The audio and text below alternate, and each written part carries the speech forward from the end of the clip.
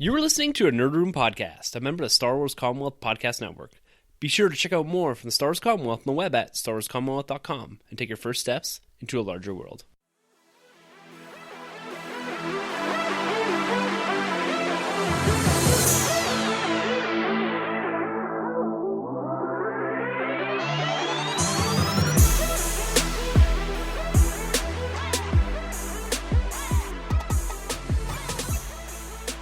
Hey everyone, and welcome to the Nerd Room, where we talk all things comics and movies. This is episode number 71. We're discussing our prelude to Guardians of the Galaxy Vol.2 and the Calgary Comic and Entertainment Expo. I'm Running Tim.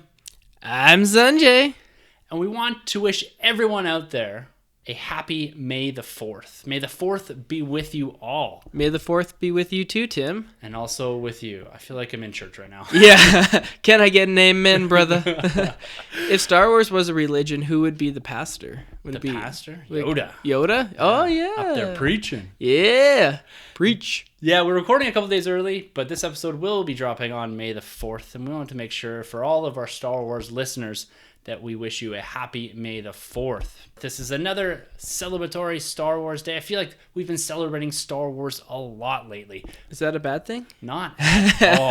Not I just at all. feel like we should give some love to those Star Trek fans out there. Speaking of Star Trek fans, I saw quick side tangent before we get into our discussion of the Calgary Expo. Yeah. I did see two guys walking around, one with a reused costume on, and one with an Admiral Akbar costume or helmet or hat or whatever you call it. Mask is the word I'm looking for. Yeah. And they had Star Trek t-shirts on. So walking Just around trolling. just trolling the whole crowd. I'm just trying to be so ironic. Did you see the one girl on Twitter? She had it was like red shirt Expo Trek. experience. Yeah. So like Yeah. everyone in Star Trek, I guess like the red shirts always die. So it's just like her with a bunch of different cosplays, like getting killed and stuff. I thought it was fantastic. It was hilarious. I'd have to find her Twitter and like retweet it because I was killing myself. Awesome. Well, we had a fantastic time this weekend at the Calgary Expo. And later on in the episode, we're going to get breakdown and discuss everything from the show floor, what we were able to find. I know you had some success finding some Wonder Woman. I got a few little comics here. And unfortunately, Troy, who was a big part of the expo, was there almost every single day. He couldn't quite make it tonight. He had some issues with his dishwasher. It is leaking, but hopefully by the time this episode airs, it has stopped leaking. And he may join us a little later on the episode, but we decided to kind of get rolling here so we were able to get the episode out on time, as usual, in our normal Thursday slot. And as always, we are going to be discussing Guardians of the Galaxy Volume 2, so our latest comic book movie. We're going to be discussing a bit of a prelude to that, give it a little bit of an introduction to some of the new characters, and speculate a bit on what we could see in this movie. Now, it has been released internationally, and neither of us have seen it, and both of us have stayed far away from spoilers. So, we have not seen anything. We're not trying to spoil the movie for anyone. We're just trying to give a bit of an introduction to what we think maybe the story is going to be like and what we think the character is going to be like. So if we happen to get something right, it is pure coincidence. But looking back at particularly my track record, I am very, very bad at predicting because I think they should translate right from the comic book onto film. And that's not always how these things should go or can go. So No. I like to see a direct adaptation sometimes, and that's not the case here. And so if we do predict anything right, it just is a pure coincidence. We're just that good. Yeah. And we got a bit of news to get through before we get into our discussion of Guardians of the Galaxy Volume 2 and the Calgary Comic and Entertainment Expo. And shall we jump straight into that as we wait for Troy to walk through the door? So Troy's coming in like mid-show? Maybe, potentially, I don't know. He never called me back, so Troy, when you're listening to this 2 days in advance, you should have called me back. Troy, call him back. You never call your mother, Troy. Why don't you call your mother? She misses you, Troy. All right, man, let's jump into the news. Let's do it. A couple days ago, Robert Downey Jr. on his Instagram account dropped a photo of himself, Tom Holland, and Jon Favreau. Now, Jon Favreau was looking very Happy Hogan-esque. With the mullet from Iron Man 3. Oh, that was fantastic, wasn't it? No, he's all suited up here, looking like Happy Hogan from Spider-Man Homecoming, and it was captioned Killer Trio and had the hashtag Secret Shoot. Ooh. So he's teasing a little something here. I believe at least Robert Downey Jr. and Tom Holland are on set for Infinity War, so they are together anyways. But it does look like they're filming a little bit of pickup for Spider-Man Homecoming. Quick speculation here. Do you think they're picking up a after credit scene? Do Do you think they're tying a bit into Infinity War? Or is it just simple reshoots, as they always do with these type of movies?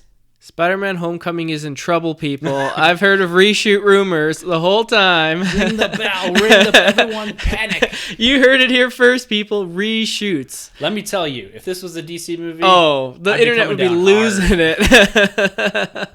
Internet would be going out of their minds. No, I think this is, as you said, after credits scene, and I think they were maybe waiting until a finished Guardians product. Yeah. And maybe just to see like the Avengers Infinity War to see how it would tie together to Spider-Man Homecoming. Because I think the timelines are going to be very similar. Like, I think it goes Spider-Man Homecoming, right? And then Thor. Yeah. And then Avengers.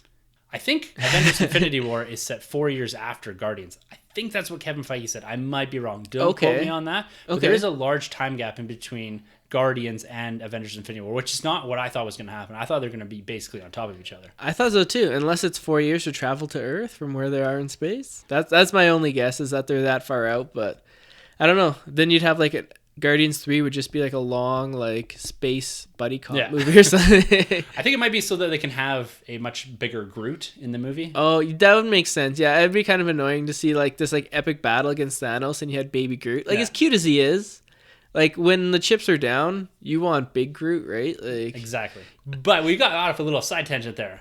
I agree with you. I think they're just picking up scenes here. It's cool, and I like that they kind of bring the fans into this and kind of make us speculate, get us talking about it. Like this drops in just a couple months on July 7th. And I'm super excited for that. And seeing them all together just makes me really happy. Did you, have you been at Toys R Us lately? I have not. Okay, so they have Spider-Man Homecoming action figures out now. Are they the Legends, or are they the small 3 3/4 inch? No, they're the small 3 3/4 inch, but they're also like a different scale. Like they had a huge vulture that was bigger than the Marvel Legends. Oh, really? Yeah, and it wasn't like in the the ones packaging. That look like old shampoo bottles?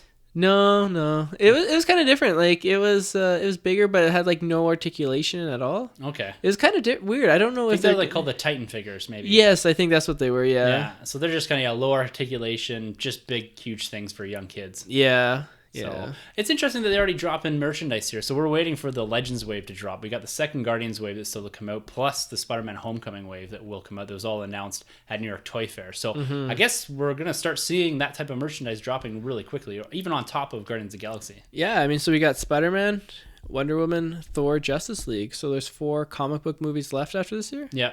And, well, there's the Golden Circle, but... Oh, yeah, Kingsman. I don't think we'll see toys for Kingsman. No. So, yeah, I mean, you got to get the figures in while there's kind of a down period, right? I mean, it's going to be packed in November. You got 2 movies coming out. July, you have 1. June, you have 1. May, you have 1. So we're getting August, we have none? I don't think so this year, because that was always kind of that vacated time space that Suicide Squad filled in. Guardians, the first time, or the first movie that came out a couple years ago, filled that space. And Troy and I talked a little bit last week about the slate that's coming out, because X-Men announced that they're doing 3 movies next year, and DC has 2? Just one so far. Just one announced, and Marvel has 3. So you've got a ton of movies dropping in that space next year, and I'm going to say lull in air quotes here, because they're not really in a lull, because we're already getting like 6 comic book movies or whatever. But it's still going to be a busy year this year as well. Next year looks like it's going to peak out. Well, you know, that actually reminded me of something, kind of going off tangent here. Did you see that the Writers Guild of America avoided a strike? Oh, they're going to strike. They were going to strike, but they've avoided that now. So they've signed a contract, I've heard. So that's great news for movie lovers, TV lovers. No crisis averted. You know, we all remember what happened last time they striked, and we didn't get the Justice League movie by George Miller. So that could have been the first. They could have beat the Avengers on the screen, and, you know, if fate had it, it wasn't to be. Wasn't to be. Thank God. So now we're getting one from Zack Snyder. Everyone's favorite Zack. No, so that's great. We got a lot coming at us here in the next couple of months. Wonder Woman review we're going to be doing in June. Spider-Man Homecoming on July 7th. And not to forget our Guardians of the Galaxy Volume 2 review, which we're dropping next week after we have a chance to see this. I'm going to be running around Vegas over the weekend, so hopefully I have time to slip into a movie theater in between beers. So what's going on in Vegas there? Nothing. It's just a yearly trip. We go down every single year with another couples. And just kind of do our thing just for a 3-day weekend. Nice. And just hang out, drink beer, catch some sun, do a little bit of shopping. So hopefully I'm going to be able to hit some of these Disney stores, Targets, and that on our little downtime so that I can try to see if I can pick up some of these more obscure figures that we really don't get in Canada. That's the hope. I am missing May the 4th, kind of. And the nice thing about May the 4th this year, with as far as exclusives and merchandising, is that they seem to be sucking up the entire weekend, going from May 4th to May 7th. It's no longer just a single day event. It seems to be spanning the whole weekend. So hopefully I'm able to run into a giant Disney store in Vegas and grab the exclusives that they are dropping there and just bring them back across the border. So admit it, Tim, when you found out, like when you booked your vacation and then you looked at the calendar and you're like, oh shit, Guardians comes out the day I'm gone. It's funny because when we booked it, I really wasn't thinking very much. And it just so happened to be the one weekend that all 6 of us could actually go down. Yeah. And it wasn't conflicting with anything. And then I look back and I'm like, oh man, that's May the 4th. That kind of sucks. And I was like, oh crap. The next day, Guardians comes out, or the Thursday, because the evening showing at 7. Right. So I'm missing everything. And I think I did this a couple years ago, too. You did with Guardians, the first one. I think you were on vacation in BC. I was on vacation. I did see it. You're right, because I did see it in BC. Yeah. And so I for whatever reason, this summer, I just seemed to not think.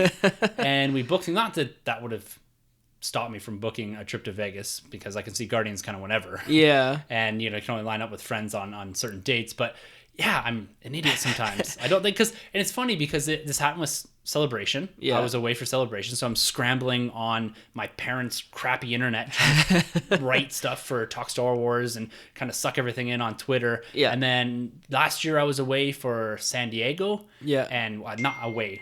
Oh, was that Troysky? No, that's not. That's the wife. Oh. That's okay. She actually asked me what SPF sunscreen I want. So I'm just going to quickly answer here. Yeah, Tim's pretty white, so probably 30. 100. At least. It's thick paste. It's like flour for him. Yeah, I am quite pasty. I'm going to come back just scorched. You're going to be browner than me? I can't remember what we're talking about anymore, so we're going to move on to our next topic, Star Wars fan choice figures. So at Celebration, Hasbro announced that they were bringing back the vintage collection. This is a 3 3/4 inch. This would be new sculpts, highly articulated figures, probably at a much higher price point, so I don't know if I'm going to be jumping into these, but they did reveal the first figure for this line. It's going to be Rey.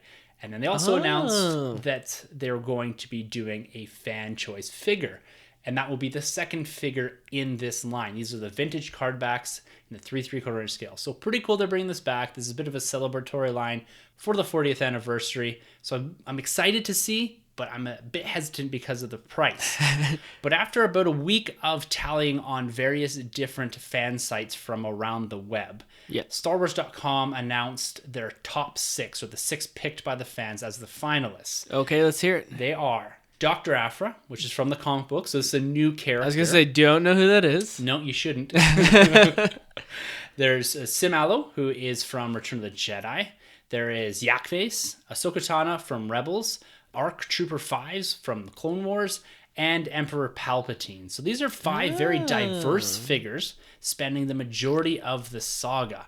And it's great to see that representation, because it looks like most fans are going to get at least something that they want. My vote is going to Dr. Aphra. She's a brand new comic book character, and she's quite popular, and it's cool to see that she could get a figure from this line.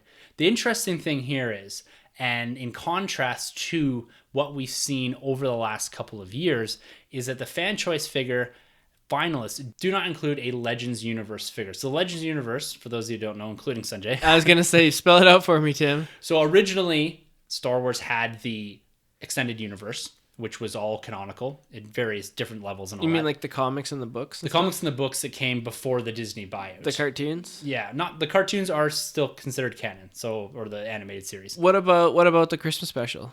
That is not canon. I don't know. What I might about need to be corrected on that, but I don't think so. In Endor? I don't think any of that is either like the Ewoks cartoon and the droids and all that. I may be wrong there, but I don't think so. Tim, you're losing your Star Wars touch. We know. Okay, so some of those are quite obscure though.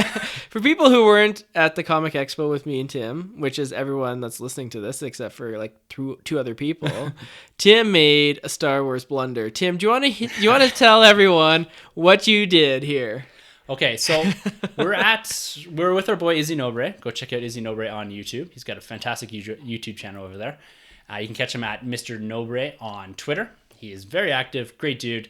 We were hanging out at the expo, myself, him, and Sunjay. And we're wandering around the big t-shirt tower. That's at every single expo everywhere. It's huge. And we're messing. He wanted a robe, an R2 robe or something like that. So we were kind of messing around with him. And I picked up a Chewbacca robe, looked at it, and then I chucked it down into the brown pile, which I assumed was also Chewbacca. Yeah. And the guy walked over, the guy that was running the booth, whatever, he said, "You just threw Chewbacca robe on top of an Ewok." And I was like, okay, I'm sorry. And these guys were giving me a hard time. Well, who makes that mistake? Even I know. Okay, dude, they're both brown. They looked exactly the same. Yo, you're talking to a brown man here. Oh, man, this is an episode of tangents. Yeah. That was quite funny. And I Yeah. tried to get myself out of it by saying, well, actually, the Ewoks were supposed to be Wookiees in the original draft of Return of the Jedi. And the guy kind of rolled his eyes and walked away. Yeah. I think that one you're going to have to lick your wounds on that. It's all right. I got over it. I got past it. Yeah. Anyways, back to the fan choice figure. So Yeah. these 6 finalists, they have been announced. It is up on StarWars.com right now. By the time you guys are listening to this, the poll would have actually closed because it does close today at midnight, May 2nd, as we're recording. Okay. But the winner will be announced on May the 4th. My prediction here, like I'm saying, I'm voting for Dr. Aphra. I think she's going to win. I'm hoping she's going to win. And if not, I hope we get a translation into the 6-inch series. That is the ultimate hope here. And it's pretty cool. I love that they do these fan choice awards because it allows people to get interacting with and discussing action figures, and it gets the fans kind of riled up. And the fact that we actually get to choose something that's going to be produced in spring of 2018 is pretty cool. And consistently what they've done with the Black Series is great. We had Janis Solo, Darth Revan, Sabine, a lot of great figures, a lot of great characters. And it's, like I said, the depth that we're getting and the breadth of figures here, awesome stuff. The one thing I'm amazed about Star Wars is, well, there's several things. But the one thing I'm truly amazed is there'll be a character that's on screen for like 5 seconds, right? Like in all all like 7, 8 movies, and he'll become like a cult hero. Like you'll see T-shirts made out of the dude, action figures, like mugs, like it's just insane. Like because I never saw Star Wars before, everyone kept like hyping this like Boba Fett character, and I was like, okay, so he obviously plays like a big role in the trilogy, you'd think, and then you like watch it and you're like, he's only in it for like what, like 5 minutes? Yeah, minutes. Yeah. I was like, what? Like everyone's always like, oh, the Fat Man's amazing. So I'm like, okay, so this guy clearly, is in all 3 and he plays a big nope. He is retconned back into A New Hope, but he really only has a presence in Empire Strikes Back and Return of the Jedi. That threw me for a loop because, if you think about it, right, you'd think, okay, well, there's action figures. I don't know. It's just the universe is so large that they're like, we can make a figure of anyone and people will buy it. Oh, yeah. So I have figures that I bought from The Force Awakens. There's a character called Consul Zuvio. Okay. I have a 6-inch Hasbro figure, Black Series, and I have a 3 3/4-inch Hasbro carded. Yeah. And the character's not even in the film. He's literally in it for a single frame. Someone finally found him. Really? Single frame. Wow. And then there's this other character, C2B5. He is a droid, an astromech droid. Right there is a Funko Pop of him. I also have an Elite series from the Disney store. Yeah. That never made the final cut of the film. So the last 2 movies, I have spent probably upwards of $80-$90 on figures and Elite series and all that of characters that aren't even in the film. So that goes to show you what and how Star Wars fandom embraces characters, figures, all this. So collecting is such a big part for me. I think it's cool that you have figures that aren't even in the films. Yeah. And the thing with Boba Fett too is that there's a lot in the old Legends universe expanding on how badass of a character he is. And then you also go back to the original vintage line of figures, and he was a mail-away figure. There's this whole thing about the rocket firing, and then they stopped. And there's a whole story there about Boba Fett, but they've built him up so well for so long. Mm-hmm. And you're right, he like from a newcomer's perspective, he's not really in the film. And there's characters as action figures of characters that are literally in the background for a single scene. Not even a scene, a frame in a bar. Yeah. But it's amazing. I love that aspect of Star Wars. You can't do that really anywhere else, I don't think. I've never seen a franchise that can pick up characters like that and expand their stories like that. Like, I was trying to think, as we do our MCU retrospectives, Thor was our last MCU retrospective episode, so make sure you go check that out. But anyways, you look at the MCU and you look at background characters, you don't care about background characters. Maybe a bit more in Guardians, but even they don't have the ability to expand on these characters. But you look at Star Wars, there's even a book coming out called From a Certain Point of View that is going to every background character, a lot of background characters, 40 different background characters, Wow. and explaining their perspective of the story of A New Hope. So that goes to show you how expansive the universe is and how much time and effort is put into expanding characters' backstories, getting them action figures. I love it. It's awesome. It kind of reminds me of Batman 89 when like that movie took off and like no one thought it was, so they only made action figures of like Batman and Joker. Yeah. And then after it took off, they're like, oh shit, we need to add characters. So there's like Bob, the bodyguard, like Joker's henchman. Oh yeah, I remember Bob. Yeah. So yeah, the action figure with him with the skullet on. And so it's pretty funny how like sometimes just things blow up. Yeah. I mean, maybe who knows? Maybe one day there'll be a Thor action figure of Darcy. You never know. You never know. Is there one out there? There might be. I don't think so. Maybe. There's a Jane Foster. I saw a Jane Foster. Yeah. And I remember that actually. That was Thor to the Dark World, I think. Yeah. Anyway, sticking quickly with Star Wars here. We mentioned a couple times May the 4th, and with that always comes exclusives. And this year isn't quite as prolific as we've seen in the past. Last year we saw the prototype Boba Fett come out in the Disney Store for the Elite series. So that was a big rush to get that. That's the all-white Boba Fett. And they had a few different things like a small 6-inch scale Stormtrooper helmet that was all jazzed up with Boba Fett. So it seemed to be a theme last year. This year, a little bit more quiet. Lego is celebrating 4th to the 7th. They're doing a free R2 set when you purchase $50 or more. Now, it's just a really, really tiny R2. Oh, is that the one right there? That's the one right here. Oh, it looks pretty cool. Here. And so you're getting double points when you're a VIP member. So Toys R Us is doing similar events. And I think one of these, I think it's Toys R Us, you are able to get a Darth Revan minifigure when you do a build. And the Disney Store, they're always good for their exclusives. This year, not a lot. There is a BB-8 pin exclusive to May the 4th weekend. It is $8 with your purchase, so that's all right. There's also a Elite series, Star Wars Elite series, the Droid gift pack. And these are the diecast, the 6-inch diecast, 7-inch diecast, great figures. But this is the droid pack that they're calling it a gift pack. It's just BB-8, C-3PO, and R2-D2 from Force Awakens packed into a single box. These are all figures that we've already got. So I'm not too keen on going out and grabbing this because I do have all these figures already. It's just in a nicer display. And it's kind of reminiscent of the Artifacts Plus I got behind me here.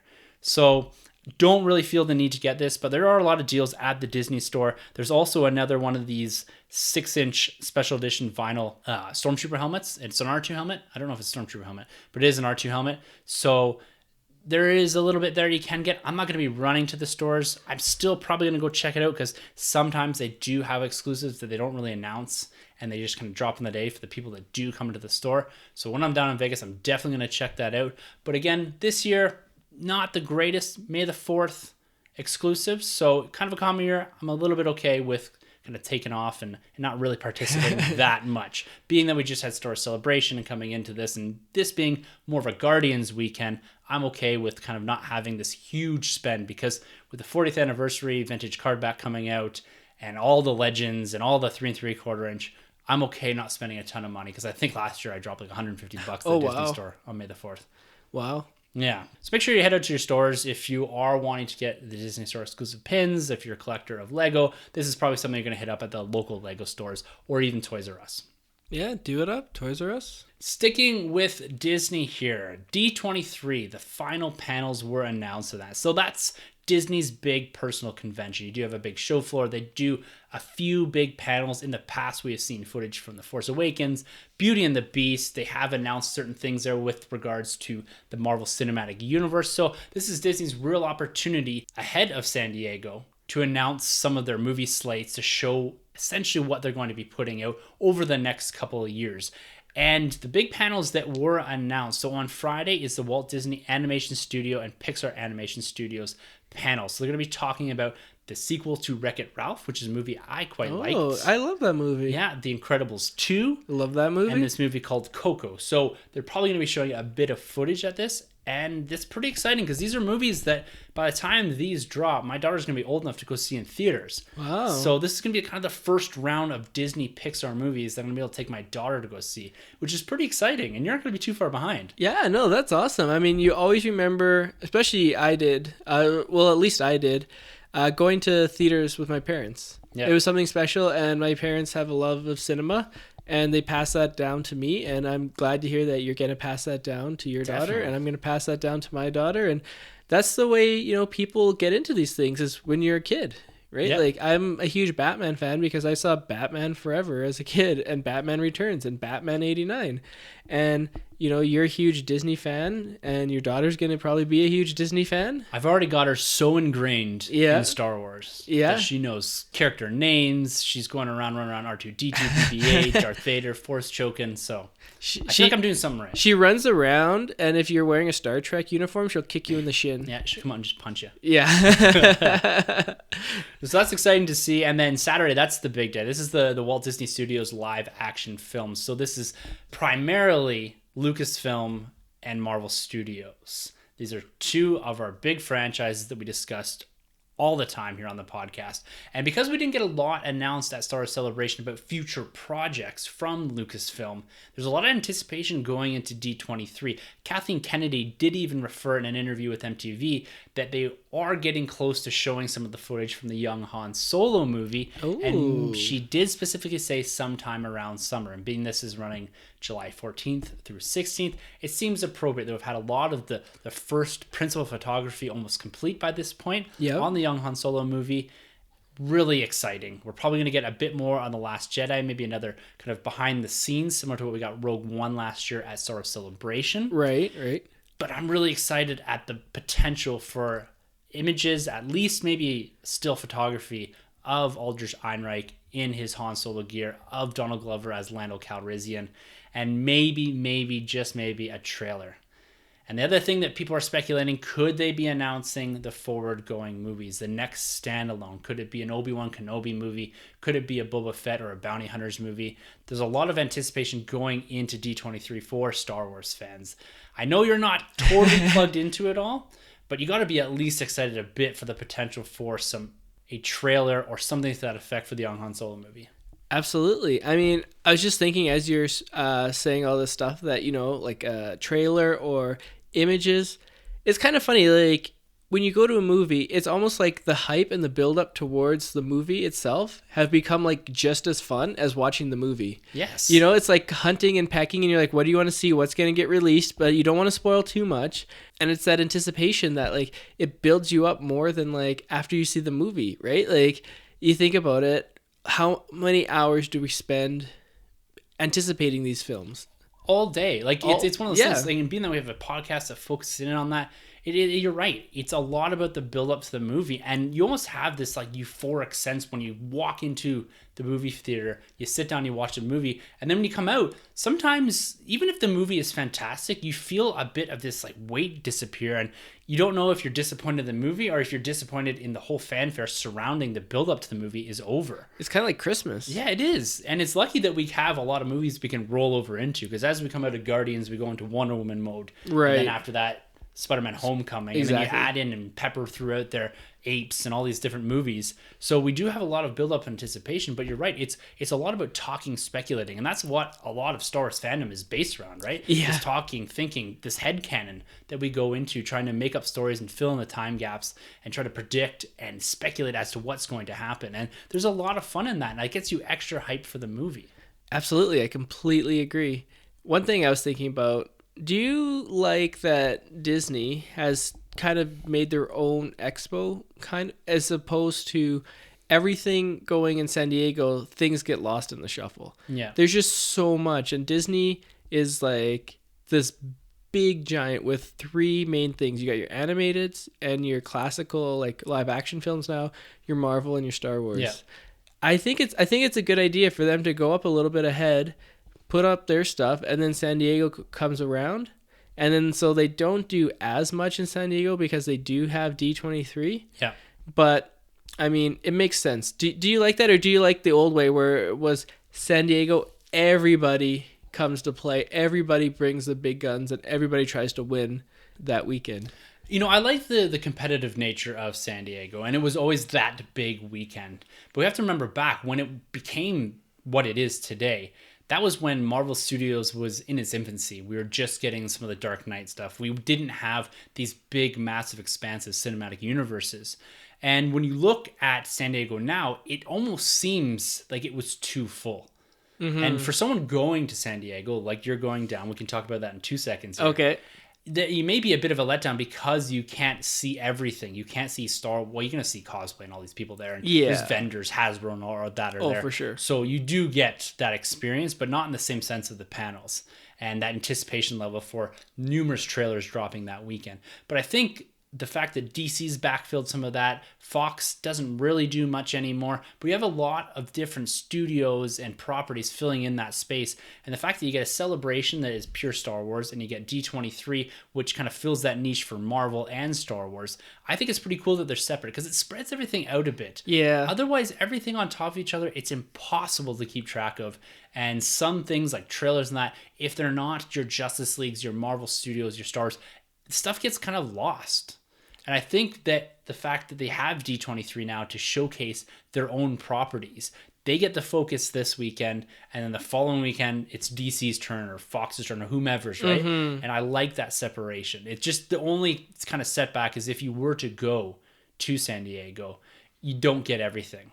Right. And for me, as a Marvel and Star Wars fan, I probably wouldn't go to San Diego. I'd probably maybe more go to a D23 or a Celebration where it's more of a concentration of properties that I like as opposed to San Diego, which is kind of just everything, right? Absolutely, yeah. So I did kind of give it away there. You let the cat out of the bag, Tim. A little bit. We're going to have representation That's right. down at San Diego Comic-Con this year. The first time that you are going, correct? Absolutely. The first time I'm going, I think the first time any of us are going to... Yep. Troy hasn't gone, I haven't gone. Yeah. So if you're wondering how to get tickets, I'll just run through the process a little bit quickly here.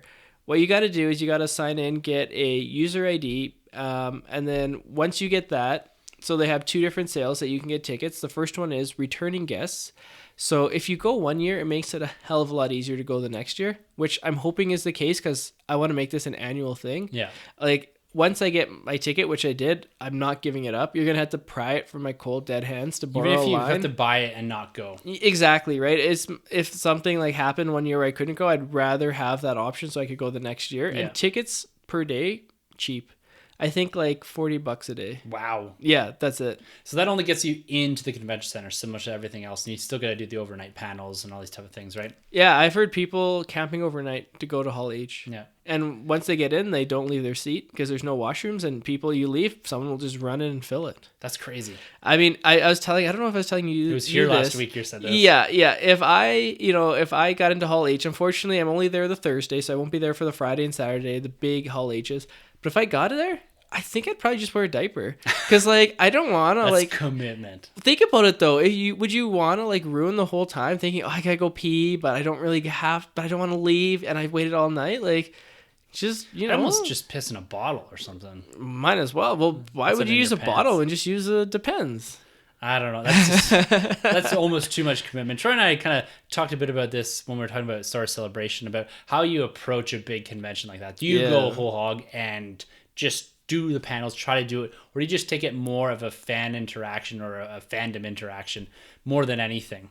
Like you just interact with fellow Star Wars fans, Marvel fans, DC fans, and just kind of immerse yourself in the culture for the weekend as opposed to try to get into every single panel when you can just watch it on YouTube at the same time. Yeah, I think it's too hard to get into the panels because I'm only there for 1 day. So people have, as I said, they wait overnight 5-6 hours to get one exclusive. I've heard is not uncommon. No. So, I mean, that's pretty crazy. And I'm only there 1 day, so I don't want to waste it. If I was there all 4 days, then yeah, 1 day would just be my exclusive day. I'd go the first day, get all my exclusives that I wanted. But you got to pick and choose. I mean, there's DC, Marvel, Mattel, Disney, Hasbro, Funko. So many vendors. Mondo has a booth too, and I'm a huge Mondo fan of their steelbooks and their posters. So, like, what do you choose? Like, that's the thing. It's a good problem to have. Yeah, and I'm really looking forward to it. And I'll be taking some pictures and posting them on Twitter. I heard the bandwidth is terrible at the convention because it's like all 100,000 nerds trying to tweet. Yeah. But look for the tweets and the pictures that'll be on my feed and the Nerd Room feed once I get back to Calgary. My handle is @Sunjabi. SUNJABBI. Yeah, so make sure you follow him because he's going to be keeping us up to date. He's going to be throwing me photos. We'll be posting them on the Nerd Room Twitter account as well. So I'm going to try to make him go and send in some lines to get me some exclusives. We'll see if he wants to waste his entire trip down there standing in line to get me a Thrawn exclusive. I saw that Thrawn exclusive. It looks amazing. Badass, right? Yeah, the box itself is something. They do so well with those San Diego Comic-Con exclusives. The Fett from a couple years ago, the Jabba. Like, they've done just great stuff with their exclusives, but they're almost impossible to get. I've only ever gotten one San Diego Comic-Con exclusive, and I managed to get it in Hasbro Toy Shop after the convention, and it was the Infinity Gauntlet. It's still my favorite piece. It's beautiful. Oh, it's awesome. It's a big glove, and it's got the ring of figures around it: Thanos, Death, Nebula, and Star Fox. Star Fox, maybe. That might be a character from a video game. Yeah, I was thinking Star Fox 64. I can't remember his name. Anyways, it's his brother from Infinity Gauntlet. And it doesn't matter. But I'm looking forward to seeing what you got going on in San Diego. I know you're doing a lot of stuff around the convention as well, because there's a lot going on outside of the convention center itself. Yeah, so for people who go, I mean, if anyone's going that listens to this, shoot me a tweet, shoot me a message, and we can connect if we're there at the same time. That'd be awesome. Yeah. But there's a lot of stuff going on because, you know, not just the convention center, the city embraces this event. So we got Conan O'Brien doing 4 shows that week. There's a beer fest that's on the day before that's put on by Will Wheaton. Nice. Will Wheaton, yes. Kevin Smith has about 2 or 3 podcasts that he'll be doing. Tons of podcast shooting there. There's also like outside the Hilton Hotel and some other hotels, there's like a DC area where they had Heroes Park for Batman v Superman. Samsung put out like a Suicide Squad experience. Nice. I think Petco Park, their baseball stadium had something as well for Mr. Robot, the TV show. Yeah. If you're a big fan of Cartoon Network, like Rick and Morty, which I am, they have a carnival that they actually put out there with like a Ferris wheel and games and stuff where you can win prizes. So it's pretty exciting. Like I'm going to admit, I'm pretty jacked for this vacation. Definitely. And that's cool that it's not just about the convention anymore. It's not that you have to have your ticket for every single day to do something to enjoy the experience. Like, it's by the sounds of it, you can do almost the whole thing. And the fact that you get to go on the show floor for a day, that's pretty awesome. And yeah, you miss some of the panels, but at the end of the day, that's okay. It's more about the experience. And I think sharing something like this with fandom is the most important part of it. You're like like-minded individuals. It's like this past weekend at the expo. It was great just interacting with people that had that same passion for Star Wars, Marvel, DC, whatever. Talking to people about comic books and posters and collecting and all this. Like, that's almost the whole fun of these conventions, is who you get to interact with. Absolutely. I know me and Troy were looking for one of his Batman issues, and I was just saying like, oh, I haven't read too much Batman pre-New 52. And then this lady hears and she's like, oh, you should read this storyline and this storyline. And then we just got off on a tangent talking about Batman for like 10 minutes. Yeah. That's the way it should be. Yeah. And everyone's so nice. Like, there's no like, oh, screw you Marvel, screw you DC. Everyone's just like, you know, like whatever you're into, you know, it has everything. So yeah, it's only me that. Yeah. Tim cosplayed as a DC fanboy. Yeah. That's what you should do. We should have a bet next year, and then the loser will have to dress up as either a Marvel or DC character. I'm down. All right. Should we do it? Here's I'm going to throw this one on the table then. Okay. So let's get into our Guardians of the Galaxy Volume 2 Prelude discussion. So let's just quickly frame what we're going to talk about here for the next 10-15 minutes. As we go into these big cinematic movies, Marvel, DC, whatever, we like to, the week before, go back and revisit some of the comic books, some of the characters, and give a little bit of insight as to what we think we're going to see. And for the new characters that are popping up on the screen, we're just going to give a bit of comic book background. Just go through Ego, Mantis, these type of characters that we haven't seen before in the Guardians universe, and just kind of shed some light on the characters themselves, as well as kind of guide you towards some of the comic books that you can read if you like these characters, or if you want to learn a bit more about these characters as you envelop yourself within the Guardians of the Galaxy universe. But first, here's the bet. So we always do our predictions for the box office, individual movies. And I realized when I was thinking about it today, I never really go back and check to see who got it right or who was the closest. Exactly. So with this weekend's opening, so Guardians of the Galaxy Volume 2 opened internationally over the weekend. It opened, I think, in 58% of the international markets. It pulled in about $100 million. So it's about $15 million more than predicted. Wow. So that's pretty good. So it opened UK, Brazil, everywhere basically except for North America. And so we get it this weekend, and fortunate enough, we've been able to avoid most of the spoilers. But when we're looking at the tracking numbers for Guardians of the Galaxy Volume 2 here, $100 million is quite impressive internationally. These aren't huge markets. So this sets this up to have an absolutely massive weekend in North America. And just to frame this a bit, so our most recent entries into the MCU was Civil War last year, did 179 million. So this played very much like an Avengers event movie. Yep. That's still behind Age of Ultron, 191, and Guardians, 207. We're not even talking about this space. Sorry, Avengers 207. Avengers 2 was, or Age of Ultron was 191. And The Avengers. Yeah. Whatever I said. I think you said Guardians, but whatever. Oh, did I say? Remember when Age of Ultron came out and people were saying it was a disappointment because it didn't hit 200 million? Yeah. Okay. So it's going to be funny to see what a disappointment is for Guardians here. And Doctor Strange, it did $85 million. It was quite impressive. And we look back at Guardians of the Galaxy Volume 1. In 2014, it did $94 million in its opening weekend. Wow. Extremely impressive for a relatively or almost unknown property. I'd call this obscurity. Absolutely. No one knew what was going on here. I didn't even know, and I read comic books every week. Yeah. So when you kind of look at that, we've got this scale. Doctor Strange did about 85. Now we're going into a sequel, which have consistently gotten bumps because the Avengers style bump or the recognition, the hype going into these movies. Let's lay down our predictions for opening weekend domestically. Okay. I'm gonna just take a bit of cue from what you did. Maybe we can develop this a bit further in the next couple casts. But why don't we do loser of the bet buys the tickets for the next movie? Okay, that sounds good. We're gonna do closest to without going over. Oh, okay. So Price is Right rules here. All right. Lay down your prediction for domestic opening weekend for Guardians of the Galaxy Volume 2. And remember what's at stake here. Basically putting $20 on the table. IMAX screening. Ooh, for Wonder Woman. That'll be the next one. For Wonder Woman, yes. Wouldn't that be something, me buying you tickets for Wonder Woman? Yes. Or me buying you tickets for Wonder Woman. Well, how do I know you're not just going to say $1? Or just do $1 more than what I say? I won't do that. I have a number written here. Okay. I will say this number and I can show it to you. But I'm going to try to make an actual prediction. Okay. Should we say it both at the same time on 3? Sure. 1, 2, 3. 165. Come on. No way. That was the best. Did we just become best friends? Yes. Okay, now I'm going to do 165 and $1. Okay, I'll do 165 and $2. No, okay, so I'll let you take 165. I'll go on the optimistic end and say 169. Okay. I'll do 170. I'll do 170. Okay. I'll bump into that. Sounds good. So I'm just gonna spread false rumors about this movie, so it just does that 165 to 170. Yeah, that would be awesome. That was quite funny, actually. Yeah, that was unplanned, by the way. So when we're looking at this space, I said 170. Sanjay said 165. That puts it $9 billion short of Captain America: Civil War and $4 million short of Iron Man 3. Wow. So I think it can get there. That's just under $100 million more than the opening weekend for Guardians of the Galaxy Volume 1. Impressive. So that's, I think, a bit of a stretch, maybe. We might be on the very high end of the spectrum.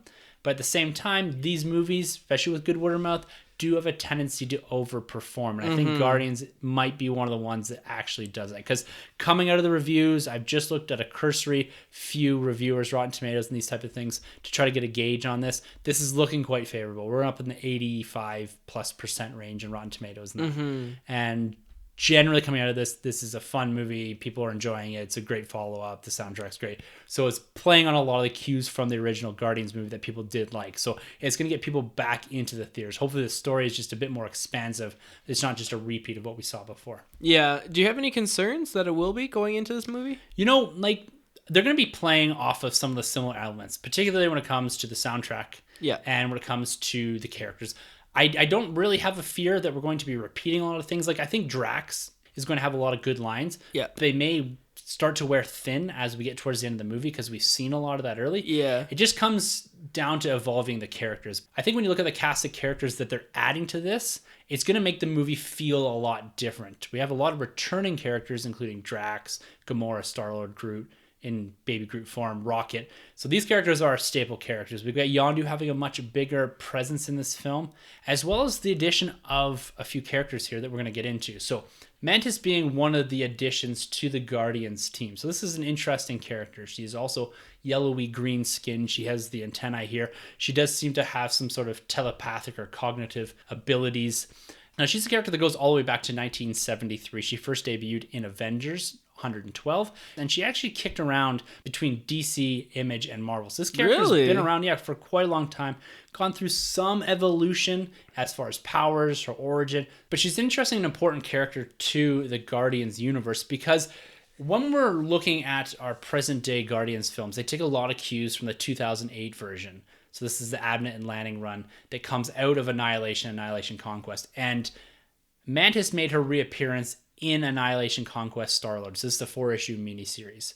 And that's something that you should definitely pick up. And then she has a part in Annihilation Conquest as well. So this is the second and the follow-on to Annihilation, something that I've been banging on about as far as a comic book for quite some time.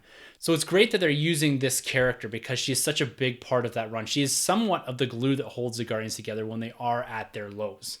And look at the character from the trailers. She looks great too. Mm-hmm. And I'm excited to see her on screen. It's not a character that I know too much about, but as you said, there's some great comedic parts with Star-Lord there and Drax. Yeah. And, she reads and she's like, "Oh, I sense love." And then Star-Lord's, like that whole scene. I thought that was great. Seems like an interesting character. Is she super powerful? Like, does she have any fighting ability, or is she more like a Alfred or a Jarvis she's a very skilled martial artist. Oh, okay. So I'm hoping that we're going to get some kick-ass fight scenes with her in this as well, at least from the comic books. She does have that kind of the martial arts background. Oh, interesting. Yeah, because after seeing the trailers and stuff, I mean, I know they don't give a lot away. You wouldn't pick that up, so I'm glad you told me, because now I can go in thinking, okay, this is a kick-ass, don't mess with Mantis. Is she supposed to be like praying mantis, like the... I think it's playing off something like that, just based off her antennae and all that, and her color of her skin. Yeah. So they've toned that down a bit. She is a bit greener in the comic books, but being the fact that we have Drax, Gamora, Hulk's off in space right now. Yeah. Another green character. So they've kind of dampened. I think she's almost like a flesh tone, actually. Yeah, yeah. So it's not so much green yellow, but I'm excited to see her join the Guardians. And another character in here that is somewhat strange is Eagle the Living Planet. Yeah. And Kurt Russell, right? Kurt Russell, yeah. So this is apparently, and spoiler alert here, but this is from the trailers, and we know this because James Gunn has said this. He is Star-Lord's father in the movie. And when you look back at the comics, this character's been around, I believe, since the 60s or 70s. And he's not the father of Star-Lord in the comic books. Eagle, the Living Planet, is actually a living planet, and it's literally a planet with a face, a beard, everything. Wow. And it's I wonder if they'll actually go that route. I doubt it. No, I think what they're going to do with this character is that Kurt Russell is going to be the avatar for the planet, and he has the ability to control the planet, because that's a lot about in the comic books what Eagle is. He's incredibly intelligent, but he also has the ability to manipulate the surface. Mm-hmm. And that's why he's able to kind of produce the face. He can control what's going on, the plant organic matter. Right. And so I think that's the where they're going with this. They might do a little throwaway where you get a little bit of a face in something kind of as you pan by it, just as a nod to the overall character. Yeah. But this is a character that isn't overly present in the comic books. Like, he does have some important pieces, some interaction with Galactus. There is kind of another planet that's created called Alter Ego that's his brother, and they fought like planet on planet. So a lot of crazy crap going on. Yeah, I was gonna say, I wonder how that would work. I just picture like something really boring. I think they literally bite each other. Really? Yeah. That's amazing. They need to add that to the movie. Yeah. So an interesting character. They're taking liberties a lot with Egos especially. Mm-hmm. And Mantis, I think they're gonna be pretty comic accurate with. There's a couple other characters in here that I think they're going to take a few liberties with, and one is this character called Aisha. She is the gold lady that we do see in the trailers. The Oscar statue. Exactly. And the interesting thing about this character is she does have a long history in the comic books, but maybe one of the most intriguing parts about the character herself is her connection to another significant cosmic entity in the Marvel comic book universe, and that's Adam Warlock. Oh, okay, yeah, I know that guy. Yeah, so she's also known as her. So she was created after Adam Warlock to try to create, by I believe the same people, the Enclave, that created Adam Warlock. So they're trying to create the perfect human. Okay. And that's something they did with Adam Warlock. And she is basically made as a mate, I believe, for Adam Warlock. So it's kind of like Adam and Eve. A little bit, yeah. Yeah. So that's why actually Adam is the biblical name that was given to Warlock. And so, because he's kind of this cosmic messiah, this very Christ-like figure in the comic books. Yeah.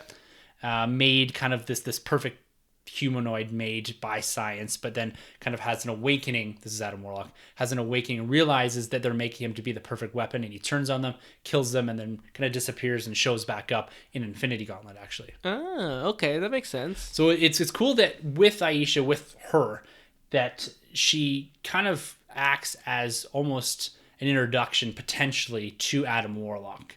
And that's one of the big predictions that I'm going to make here, is that looking at the cocoon that we saw in Guardians of the Galaxy Volume 1, looking at this character and taking her comic book origins into consideration, I believe it's starting to point us in the direction that we're going to see at least a cameo from Adam Warlock, if not something more teased towards the end of the movie. Maybe one of those after credit scenes.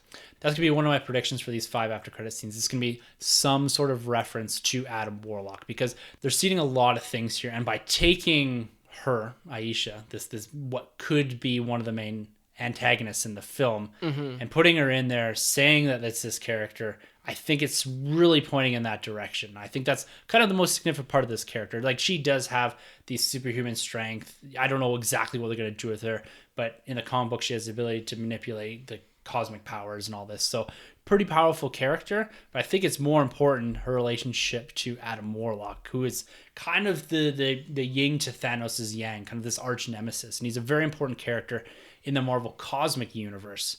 And I think they would be really mistaken to not include him, at least tease him in Guardians of the Galaxy, because he could play a big part in Infinity War or going into Guardians of the Galaxy Volume 3 as well. Yeah, he must be a very powerful character if he's going toe-to-toe with Thanos. Yeah, he can basically do anything.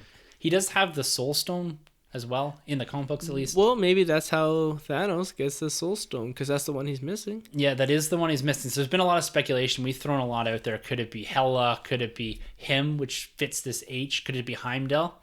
So if you look at this Thanos theory, that each stone, each kind of container or relic that it's within, eventually you spell out the word Thanos, and all we're missing right now is the H, because the N was necklace in Doctor Strange. Yeah. So her, Aisha, potentially, or him, Adam Warlock. Or Darcy. Yeah, or she Darcy. has the Soul Stone from might. Thor. Yeah, that's her source of all of her comedic chops.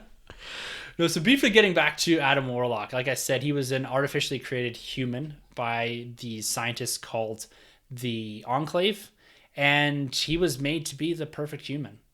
And eventually so they wanted like to point him right? exactly like Yeah, exactly. Eventually they wanted to make him into a weapon. He kind of realized this, kind of disappeared for a while after killing them, and he shows back up in Annihilation Conquest as well.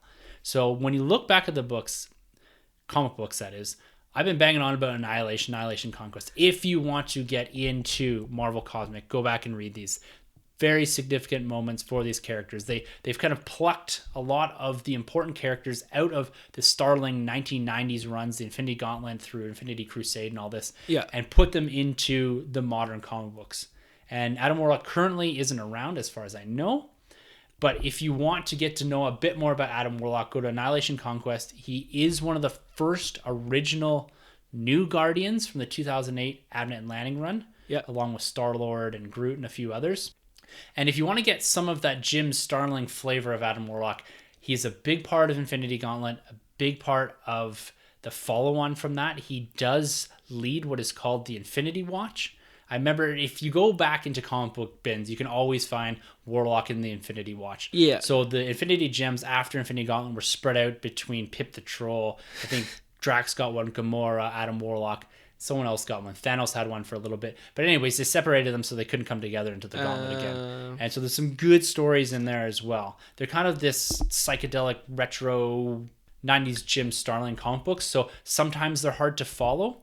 But they're really good comic books if you're looking to learn a little bit more about Adam Warlock and his significance to the cosmic part of the Marvel comic book universe. It's sad that now the 90s is retro. It is sad, right? That was a long time ago. Right. I remember reading Infinity Gauntlet, and there was like a council that had like talked about defeating Thanos, and it was Galactus and I think Silver Surfer. Elders of the Universe, wasn't Yeah, it? yeah, Potentially, yes. yeah. It's a shame that Galactus isn't in the MCU where he belongs. So let's speculate on that a little bit. Okay, let's do that. So recently, Kevin Feige and James Gunn have been talking about the follow-on to Phase 3. Right. And they're talking about ending or potentially ending the way they currently tell stories. And that is this continuous forward-moving narrative across a wide-spanning franchises and wide-spanning characters.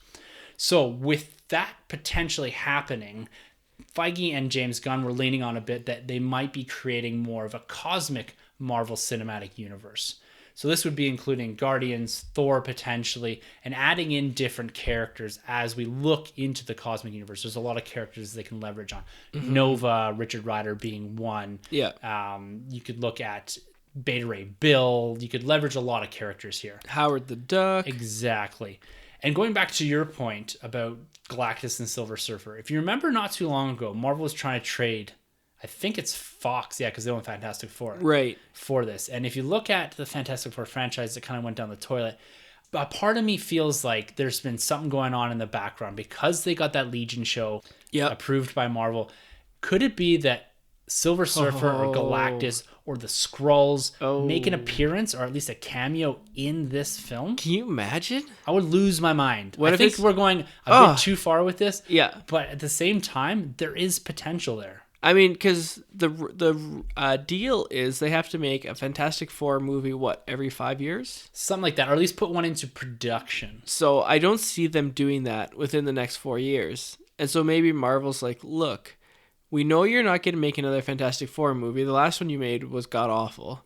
Why don't you know what? You make a TV show, and maybe, you know what? You want another X-Men character, someone that we have that we're not doing anything with. I don't know. Someone that, is just kicking around. I don't even know who it is, but, we'll trade you them, and then you give us Fantastic Four and Galactus. Just picture, we always talk about what's coming out after Infinity Gauntlet. Like, how do you top this Thanos? And the only thing I can think of would be Galactus. Yeah, something very cosmic. I think Skrulls could also fill that, or Doctor Doom. Something where you'd have to... What if they had Galactus and then they need Thanos' help to defeat him? They could do so much. And that would fit this kind of cosmic shift that they will do, or they could be doing, to the Marvel Cinematic Universe. The only thing that would kind of suck is that Fantastic Four wouldn't be like one of the first heroes because they started the Marvel comic universe. Yeah. Could be an inverse, though. They could be the last heroes, right? Right? Or maybe they went off, got their powers, and they've been fighting in space for like 20 years. And then that gives you a tangent where you can do Fantastic Four movies that don't connect and have them in space fighting like cool space alien planets. And that's a lot of what Fantastic Four was originally about. When Stan Lee and Jack Kirby first put that to comic book, it had a lot to do with spacefaring adventures and all this. That's why Skrulls, Ronan, all these characters were first introduced in Fantastic Four. Even the Mole Man. Yeah, Mole Man. Even the Mole Man. Even the Mole Man. When's he going to get his own movie? Never. Played by Hans Moleman in The Simpsons.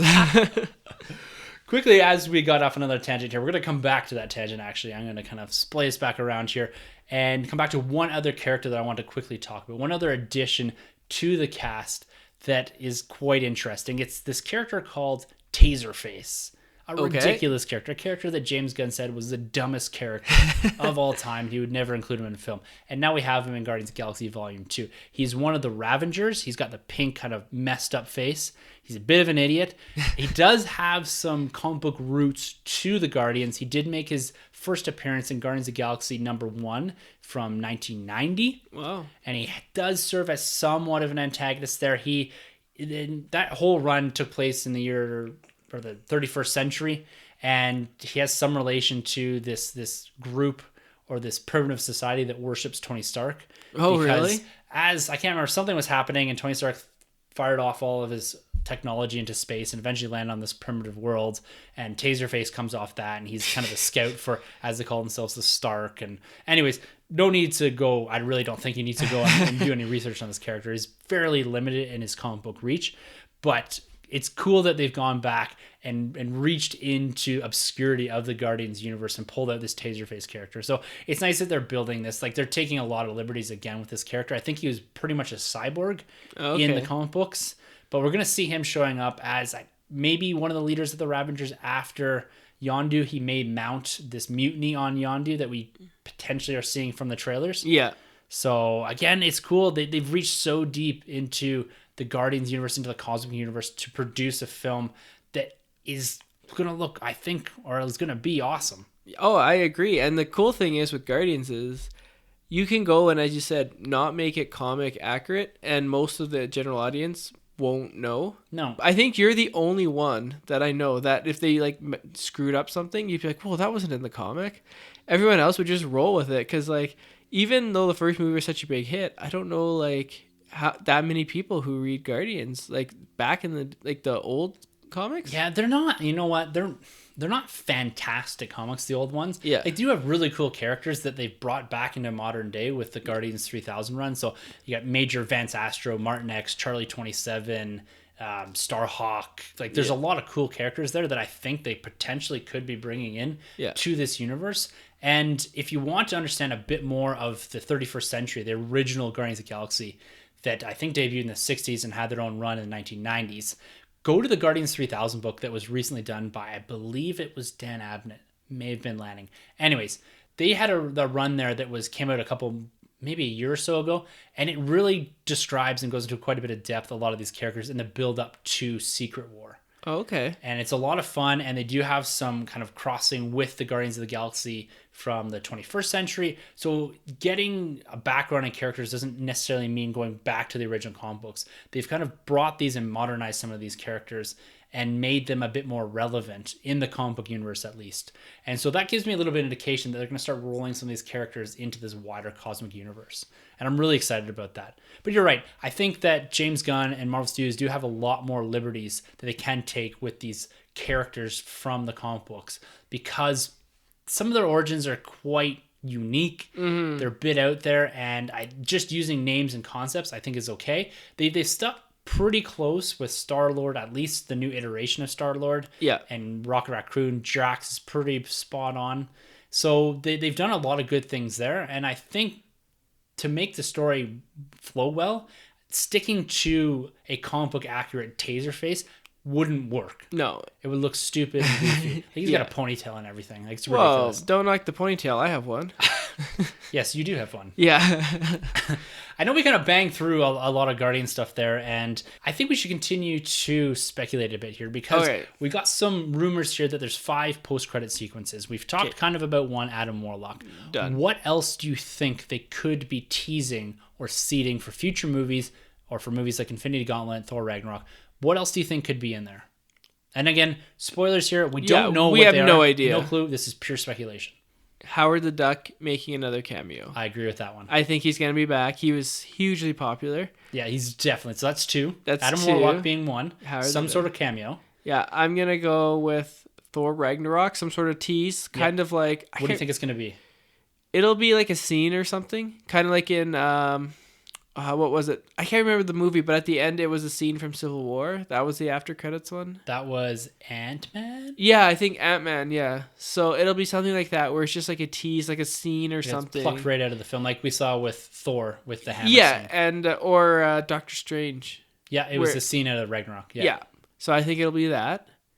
That's 3. I'm going to say on that one, I agree. There's going to be a Thor tease. Yeah. I'm going to say something to do with the Grandmaster, with Jeff Goldblum's character. Okay. And kind of referencing the world that they're on there. Maybe something to do with the Collector shows up there. Or something to that effect that's going to work in that kind of more Guardians-looking portion of Thor Ragnarok. Yeah. I think they're going to work that in somehow. Okay. That seems to be a nice continuity piece, is introduce a bit of the Grandmaster, because he's going to be a character that's, again, very strange. He's got the white hair, the blue lipstick, and he needs to be all blue. Yeah, he should be all blue, but I'm sure there's a reason that he's not. The makeup. So that's 3. Thanos. Ooh, I don't know about Thanos. You don't think so, eh? He did have a part in Guardians of the Galaxy Volume 1. That's right. But I think the Thanos reference is going to be saved for Thor Ragnarok. Okay. And my 5th guess is someone on Earth is going to spot the Guardians. Okay. It might be like a satellite of Stark Industries or something that's like, oh, I'm relaying this information, and it's just like the ship flying, and you just see them like partying or something, and then they go in like, what the hell's going on? That would be cool. Yeah, that's my fifth one. Okay. So I got two more here. So Okay. the first three we agree on. I really want to say they're going to somehow seed the Inhumans IMAX/TV show thing. Because of the origins of the Inhumans are based in Kree. We got the Kree from Guardians of the Galaxy Volume 1. Yeah. I'm hoping that they start to seed that a bit. The only problem with that being, as I've kind of thought through this as I'm talking, is that Marvel TV and Marvel film aren't really well connected. They never cross over. No, so I don't know, because this is debuting in IMAX, I don't know where this lands as far as responsibilities. So potentially seeding the Inhumans is something that I'm going to say. Okay. And the last thing that...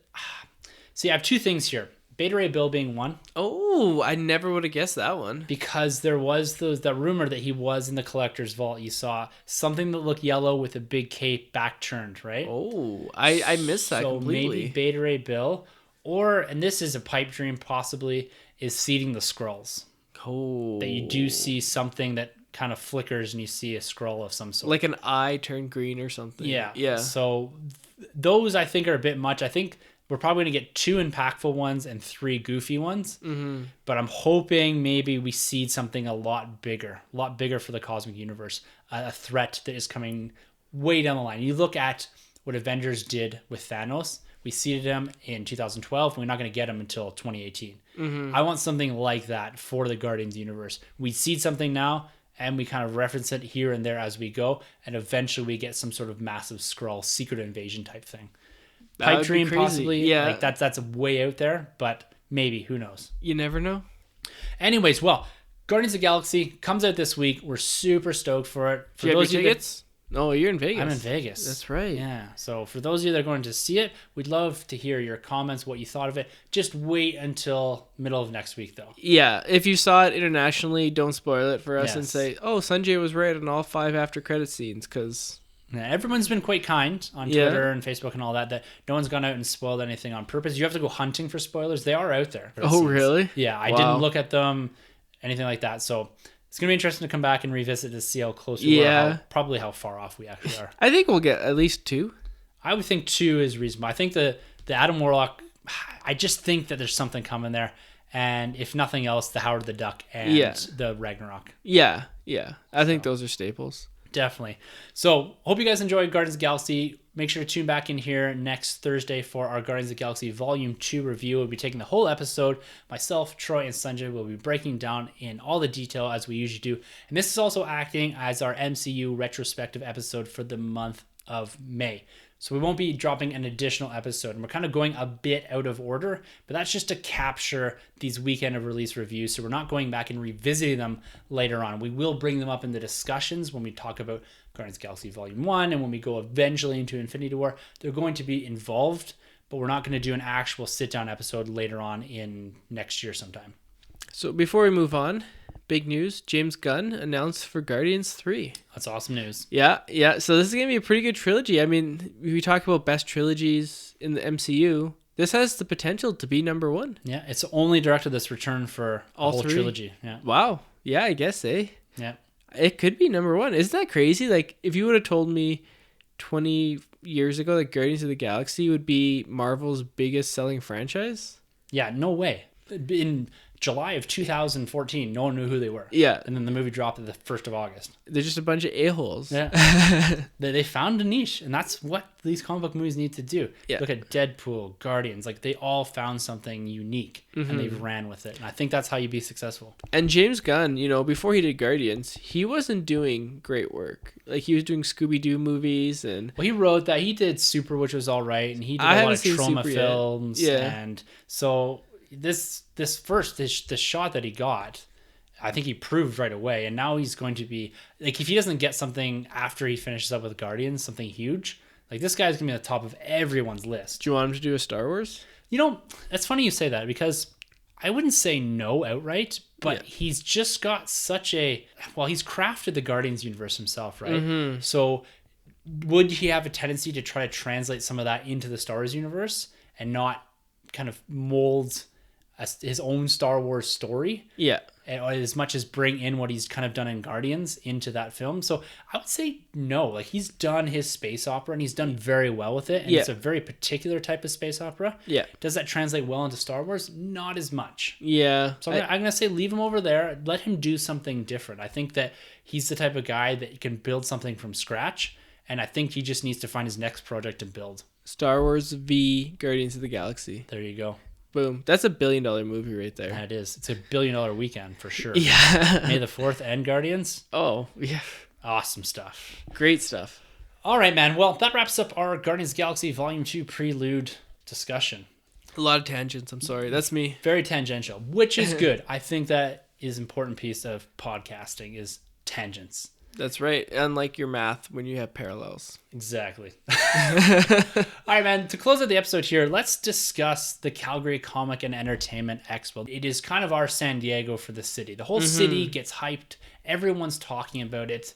Like I said last week, everyone's out waving those nerd flags. And I continue to go to this thing and think to myself, I did not know there was this many people in the Calgary and surrounding area that were this passionate about whether it's Lord of the Rings, Star Wars, gaming, whatever. There's something for everyone there, and people love what they're doing. Mm-hmm. Like, it's so great to see people so passionate about things that they love and interacting, like I said before, with the people. They're on the floor. Like, I had the opportunity to walk around with my boy Elliot. I met up with Troy. I met up with Izzy, yourself. And we had a great time. And it's more, for me, it's more about that, beyond the panels and all that, and the autographs and finding stuff on the floor. It's about kind of kicking it with your buddies and talking comics, talking movies, and just in that atmosphere. Like, it's absolutely fantastic. Yeah, as you said, it's got something for everyone. If you've never been to a comic convention or a comic expo, I highly suggest you go. Whether it's Calgary, whether it's your local one, wherever you go. I mean, it's just a fantastic place for geeks and nerds alike to get together once a year and just shoot the shit about geek stuff. And it's a safe space. Like, you know, no one's going to judge you. Oh my goodness, can you see that person? He's wearing a Star Trek shirt. Like, no one's going to say that. Everyone that loves Star Trek is going to come up to you and be like, oh man, sick cosplay. Or, you know, even the most obscure things people dress up as, which is crazy. Like, you wouldn't even expect it. And then there's someone's like an 80s like cartoon and you see someone dressed up as it that there was 3 episodes and then it got canceled and you're like, oh my god, I remember that. It's absolutely mind-blowing. And these cosplays, these people that cosplay these days, you know, they should get stuff into movies or work into costume design because some of it looks screen accurate. Like, I agree. Like, that's almost my favorite part about these expos now, is that the people and the time and the effort that they put into these costumes, I guess, is unbelievable. Like you said, screen accurate, and the detail, and some of them are enormous. Like, I don't know who some of the characters are. Yeah. But there's one guy, he must have been from a video game. He must have been 9 feet tall and 4 feet wide. And literally they go and walk around to take pictures with people. Yeah. And showcase what they've built. And I just have such an appreciation now. I don't know if it's because I watch one of the Commonwealth guys, Rob from Generation X-Wing. He's doing a 501st build of a biker scout. Okay. And so he's posting that on YouTube and going through the process. And I don't know if from watching his videos and following him along there a bit, that I have a greater appreciation for the time and effort that goes into this, or if it's because we do more of a creative thing here with the podcast, is that you know the effort that goes into something and putting yourself out there, right? And now, more so than I have ever had, when I walk around and see the effort that's put into these things, my jaw is on the floor. Yeah, and that's not just because some of them aren't wearing any clothes. But what was your favorite cosplay that you did see on the floor at the expo this year? There's a ton of good ones and a ton of great ones. And I, normally I don't ask for pictures. You know, I'm kind of like a shy guy. You wouldn't know it, but so I don't ask for pictures. But there were some that I just had to get like my picture with them or take a picture of them.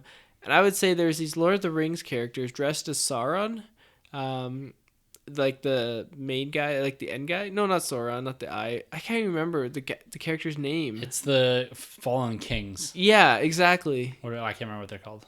Fallen The King 1 Scream and or Fallen whatever. King 2. I gotta rewatch those movies now. I feel bad. But they were screen accurate. Like, they were fantastic costumes and very creepy. Like, I watch a ton of horror movies and I was like, wow, these costumes scare me. Like, they did a fantastic job. Yeah, and I have to agree, man. Like, I kind of focused in on the Star Wars characters. I definitely got my photo taken with some of the 501st guys. Yeah. There's a Make-A-Wish thing. You donated a couple bucks and you took Yeah. a picture with them. There's a killer Darth Revan, or figure, Darth Revan cosplay. And I was the same. I had to get my picture with some of these guys. I usually don't do that. Yeah. And I asked several people. There's an awesome Silver Surfer. And he was walking around with his Galactus was his buddy. Oh, I think I saw that guy. Yeah, and he had like a world in his hand. Like, that's so amazing. good. There's a guy that was dressed, I think it must have been his girlfriend or wife, as Hulk and She-Hulk. Yeah, and they had done the painting and they had toned themselves. Yeah. And faded to make everything. Like, the guy was pretty big to begin with. Yeah. But they made everything pop a bit more. So good. So amazing. Who would you say was the most popular, like the most cosplayed character? I'd have to say I think Harley Quinn. I was gonna say that too, Yeah. and what surprised me, it was the movie. Yeah. It wasn't the animated series or the comic. It was that kind of whatever daddy's girl shirt with the short shorts and all that, the fish net stockings. And all I was surprised because you go around and you think who liked that movie besides me. Apparently, a lot of people like that movie. Yeah.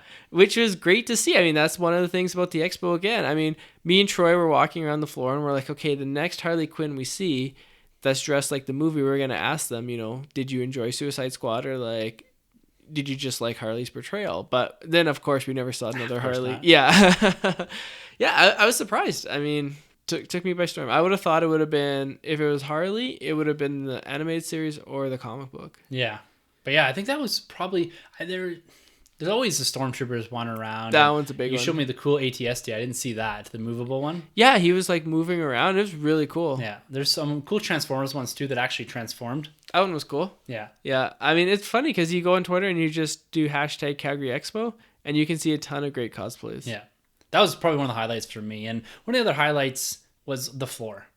I love going around and wandering. I think I spent on Saturday probably about 4 hours wandering around the different vendors in that. And I didn't pick up a lot this year. I usually come back with a fistful of action figures and all that. And you know what? Because my collection's at a point where I'm quite satisfied with what I've got. And the thing with the expo this year, there was a lot of new stuff on the shelves. It wasn't a lot of the vintage, or you go back and look at Ghostbusters, Ninja Turtles, Star Wars. Usually there's a big component of that, and this year there wasn't. It was mostly Black Series and Legends and all this that are on the shelves right now. And then they have some more rare ones that are quite expensive. Yeah. But I found myself hovering around the comic book vendors the most this year and flipping through long boxes. I was able to get Avengers Disassembled number 500 for $3. And the second to last issue that I need to finish my single issue collection of Guardians of the Galaxy 2008 run. I got issue 9, which I was struggling to get, and I really said I want to pay under $6 for it. I got it for $5. Oh, that's good. So happy about that. And that's what I got this year. I didn't pick up any action figures. Yeah. I didn't do any statues, nothing like that. But I know Troy and you both had very successful expos. What did your haul look like? All right, so my haul included, I got this General Zod t-shirt from Man of Steel, $2. Rocking right now. I'm rocking right now, the Zod, the General. I picked up a ton of Wonder Woman comics. I picked up, let me count here, 1, 2, 3, 4, 5, 6, 7, 8 Wonder Woman comics, and that's 6 Gail Simone comics. Nice. Including issues 24 and 25, which the whole premise of the comic is based around a Wonder Woman movie. Yeah. Nice. So they make a Wonder Woman movie and it's just her reacting to that. I mean, what an age we live in where, that was in a comic book not a mere 10 years ago, and now it's coming to fruition. Yeah. Golden age, man. Yeah, and then I picked up Wonder Woman Volume 2, issues 3 and 5 to complete my first issues 1 to 6 of the complete storyline there. I haven't really decided if I'm going to continue on with that, just because they are getting more expensive with the movie. Like, they were more accessible. Normally, Wonder Woman comics are a little bit harder to find. This year, I found no problem finding them, but the prices were more. Yeah. So that's to be expected with the movie. I mean, it's good and bad. More higher prices mean more people are buying it. And I also got this amazing Supergirl t-shirt. Very 80s, so it's bright pink. And Nice. it's Supergirl in her 80s getup with like a headband and like a mullet kind of, and it says positively rad. So I'll have to. I threw that up on Twitter. Take a look of my haul. I didn't throw up the General Zod T-shirt. I forgot about that. But yeah, it was a pretty good haul. I really like the T-shirts. For me, every year I have to get at least one. Yeah. And the comic books, and I didn't get any action figures this year. That was one thing that I felt was lacking. It was just like reasonably priced action figures. Yeah, and they didn't have any of the Wonder Woman movie ones. So they had a lot of BVS ones, and I already have that whole set. Yeah. So some Suicide Squad ones, but I didn't get into getting those figures. So I was surprised, actually. I thought there'd be more Wonder Woman stuff, but there was a Wonder Woman booth there. Yeah, which is strange for the Calgary Expo, right? It was awesome. It's pretty cool that they're getting to the size where DC's putting in a Wonder Woman booth. Like, that's awesome. So I think this is the first time I remember where they're actually actively promoting a movie that is yet to come out, like a big studio like Warner Brothers, and they had their own booth, so you could go in, take your picture, and get gauntlets taken on your arm. And each day they were releasing a mini poster of the movie, so the Wonder, the Power, and the Courage, yeah. So those 3 you could get, and so I got them all days because I was there the whole time. And I thought it was great. I talked to the people who were running the booth, and I was like, well, how did it go this weekend? And they said they were steady the whole weekend. That's awesome. Yeah. So awesome. I hope to see this again in the future. Warner Brothers or Disney or Fox or whoever. I mean, it's a great way. The Calgary Comic and Entertainment Expo was, I think this year attendance was 95,000. Yeah. So a shade under 100,000. I think the economy had a little bit to do with that. But, I mean, think about 100,000 people to see it, and probably out of those 100,000, all of them are going to see the Wonder Woman movie now. Yeah, and one thing that I want to talk about there, because you said you're there all weekend, is you have a slightly different experience than most people at the expo. Troy and I went as press, so we did a lot of talking to. We didn't do really any interviews this year, but we did a lot of talking to local artists and getting a flavor for what's going on in the community and talking to local vendors and all this. But you kind of approach it, not because you're not part of the nerd room, but because you've been volunteering there for the last 5 years or so. Yeah, so this is my 5th year volunteering. I started because I wanted to go, but I didn't want to pay to get in. So I was like, I'll just volunteer like for 8 hours or something. And then I originally started doing photos. Yeah. And then I morphed that into a little bit working more in the back office, in the cage or in the cage office there. So doing a little bit more working with some of the people behind the scenes, and it's kind of neat because you get to see how the show is run and how much effort and how much work goes into putting on one of these cons. It's quite impressive. It is. And I volunteered a couple of years as well. And I think if people are looking to get involved a bit more, that is a great way to get involved in a community. And you get to do, I did programming for a couple of years. Yeah. So I was, you're ushering people in and out. You're kind of doing a little bit more with the panels and all that, which I really, really loved. And you get to interact with the different people running it. And like you said, you get to see how it's ran. But for me, yeah, you get the pass in, which is pretty cool. You get in the floor a little early and all that.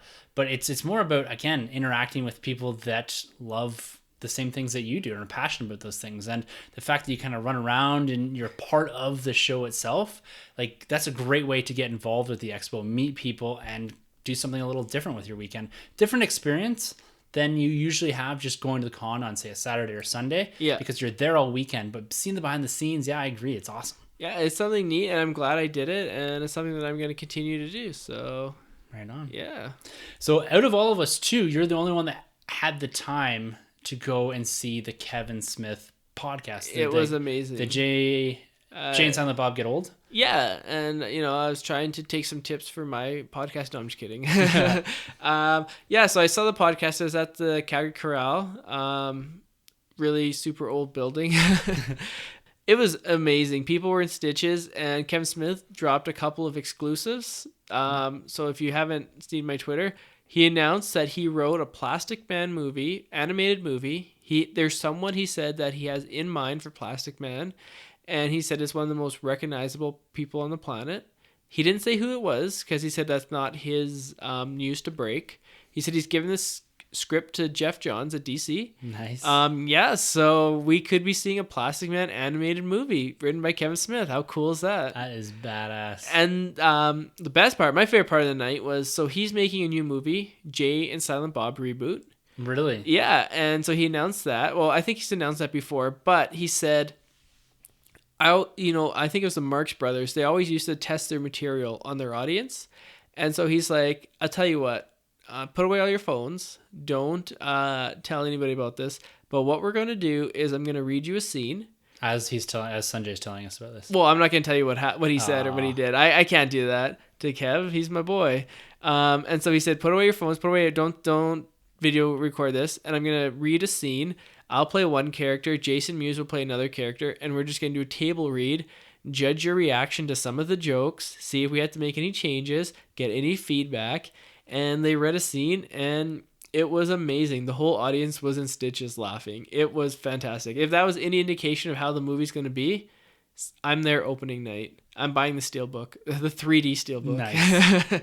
It was amazing. And great cameos are teased. He teased some great, huge cameos. I'm talking the cream of the crop of Hollywood. He teased. So, well, I look forward to that. That's a cool experience to be part of that. And I'm assuming that's going to drop on their podcast feed at some point, right? Yeah, so I think if you go on Jay and Silent Bob Get Old, it should drop on there. I don't know when. I don't know, but he does live podcast shows, which is really cool. He's actually doing a couple in San Diego as well, and unfortunately, I won't be able to make them. But I would have loved to see one of his Fat Men on Batman or something like that. Yeah, that's a cool experience to be part of, and there's a lot of great panels. I went and saw Billy D. Williams and Nathan Fillion as well. He's a favorite of mine. Jeremy Renner. And then there was a McFarlane and Stan Lee stuff. So there's a lot of great panels there this weekend. I really enjoyed myself. I think that as these cons kind of grow and evolve, I find myself enjoying them more and more. Between who they're bringing in as far as guests, there's always a huge diversity of guests. So you get to see everything from Star Wars to Marvel, DC, whatever. And then you kind of layer that in with the cosplay, the show floor, and then interacting with fandom and all that.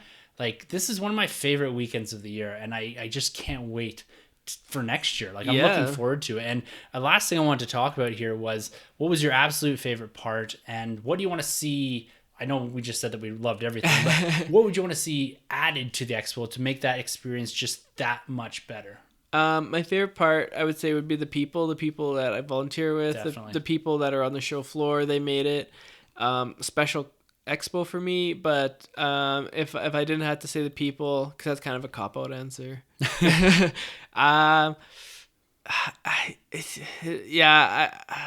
Kevin Smith, the podcast was amazing, and that's one of the best comedy shows I've ever seen. Ways that I would like to see different. The weather be nicer. Yeah, that was kind of, it requires a shift in date because it's consistently always at the last weekend of April. Yeah, and I think it's to work with scheduling because Walking Dead, they shoot quite early. Yeah, I think last year a lot of the Walking Dead people had to cancel last minute because they had a shoot that was happening right away. Yeah, so and maybe. It'd be really cool if they could get an event big enough for the Saddle Dome. That's our big hockey arena, the 30-year-old one, where there's a big debate about building a new one these days. But it'd be really cool. I mean, for them to utilize that, to have some sort of mega event. I don't know what it could be. Yeah. But to get 20,000 people. That'd be unreal. Yeah, and maybe like either have it free or have it like money goes to like the Make-A-Wish for. But if you're having 20,000 people, it has to be like a mega thing. It would have to be like a Hall H level event. Yeah. Jeez, that'd be awesome. Yeah. What about you, Tim? Well, I'd have to agree with you. The people, like the interaction with friends and all that, but if I'm gonna go a step aside from using that as an answer, I'd have to probably say the cosplay this year. Yeah, I really enjoyed, and I think more so than ever, like I said before, I kind of sat back and observed a lot and appreciated a lot of what people were doing. Yeah, so I'd say that's probably my favorite part. And going forward with the expo, they do a lot of great things. I'd like to see more of panels with, just because they do a lot of spotlights on a single person. Yeah, I'd like to see more of a panel where you have, numerous people from, say, a franchise or something like that, whether that's something a bit smaller. And I think something like that would be pretty cool, where you're kind of firing questions at them and you get the interaction of the different actors, actresses, or whomever, right? And then also I think what they do really well is some of the smaller panels. They get some spotlights on individual artists. They talk about things like some individuals do their own kind of analysis of Star Wars or whatever. And so there's a lot of good small panels that I think they just need to make people a bit more aware of. Like, it's not always about the Stan Lees and these type of things. There's a lot of small panels that I think they just need to promote a bit more. And I think as a community, we're kind of responsible for that as well. Is like propping up some of these smaller panels that are very informative and very well done. And I had some fun at some Star Wars ones and all that. Who knows? Maybe next year you'll be hosting one of these. I would love to moderate a panel. Yeah, how cool would that be? Like, or just do like a podcasting panel. Yeah. Like, you know, because there's enough people that we know from the very limited podcasters in Calgary. There's a lot of YouTubers in this. And putting together like a panel like that to have some discussion about podcasting and all that. I'd love to do something like that. That would be really cool. Get Izzy involved and some of the other people. Definitely. Yeah, that would be really cool. Yeah. Are you a big autograph guy? Like, have you ever gone? Just Stan Lee's one. I got that probably 3 or 4 years ago. Yeah. I got it twice on a reprint of Avengers #1. Oh, okay. And on the Avengers 2012 teaser poster for the movie. Oh, cool. But I'm not. Other than that, I'm not a big autograph chaser. I don't. It's expensive and. Like, I become obsessive with things. Yeah. Collecting. So if I get Jeremy Renner's autograph, I'd have to figure out Hemsworth's and like I'd have to get the whole crew, right? Yeah. And so it's just not something that I collect. I've never been a big fan of autographs. So not me so much. Yourself? Not as much. There's, I think, 3 people I've gotten: George Perez, the great artist and writer, Robert Englund, or Freddy Krueger himself. Yeah. I got his, and he was really fun. And actually that year, I wish they would have done it this year. They actually had a showing of Nightmare on Elm Street #1, where they sold tickets to, and we went to it at the theater in Kensington. Great experience. I would love if they brought that back. That is something that we could do with a bit more, is like private screenings of movies at the small, like the Globe or the one in Kensington. What's it called? Not the Globe, the Plaza. Plaza, yeah. At these kind of unique small theaters are quite old. They have that ambience to them. Yeah. Something like that, like private screenings of Star Wars and all that's hard to get, but something along those lines would be pretty cool because it kind of takes you outside of the expo and you're kind of doing other things around the city. Absolutely. I think like something like Aliens last year, they could have done that because they had the whole cast there. Yes. That would have been cool. And Galen Rosen from Dawn of the Dead. You probably don't know who she is. She's one of the final girls from that movie. Well, not really, but she's in the movie, and that's my favorite horror movie, one of them. So I fangirled hard. That was the first autograph I got at my first convention, and I fangirled hard. I made such a fool of myself in front of her, but it was fun. Like, if she ever comes again, I'm getting her autograph again and just being like, I'm sorry I fangirled so hard. That's awesome, man. Well, we've kind of got a little bit over time here, but I think we had a lot to get in there with Guardians, wrapping up the Calgary Expo here. Man, did we have a good time at the Expo this year. So if you guys are in the area, make sure you go to the Expo next year. It is a ton of fun. It is a great event. And it's a way to kind of celebrate nerddom, celebrate fandom, and get close to the people that are passionate about the things that you are. I agree. And it's one of those conventions that's becoming so big that people can travel to it and still have a great time. It's not one of those ones where it's just local anymore. Yeah. People from around the world come to this now. That's how big it's gotten, and that's how great it is. So check it out. No matter where you are, if you're thinking, planning your vacations, make a trip out to Calgary and see the Comic and Entertainment Expo, because it's going to be great like it was the last 12 years they've had it. Yeah. That's awesome. 12 years. So. Yeah. All right, guys. Well, next week we're going to be back in the Nerd Room reviewing Guardians of the Galaxy Volume 2. Myself, Troy, and Sunjay will all be at the review table. Unless Troy's furnace breaks or something. Yeah, come on, Troy. What are you doing? You're supposed to show up. His seat's still empty. I know. Lest we forget Troy. Yeah. He will be back next week, though. So we're going to have a nice full panel here to discuss this movie that I'm immensely excited for. So hopefully I have enough time to go see it somewhere in some part of the world. But we will be bringing that episode to you as normal on our Thursday time slot.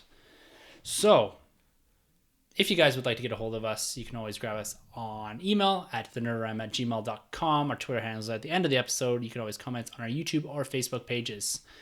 All right, until next week for the Nerd Room, I'm Tim. I'm Star-Lord. Sunjay. Oh, yeah, right. Sorry.